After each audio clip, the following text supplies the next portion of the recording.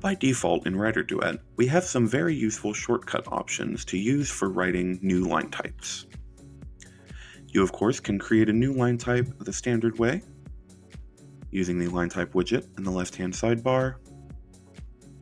Here we can click to create the line that we want, or hold Control/Command on a Mac, and use the number shortcuts.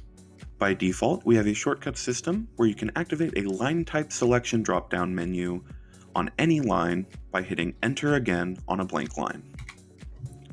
So here you'll receive a quick menu with letter-based shortcuts that allow you to quickly create a new line.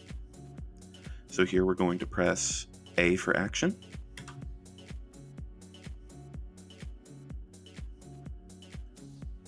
If we hit Enter, Enter, and C, we can quickly create a character line in 3 keystrokes.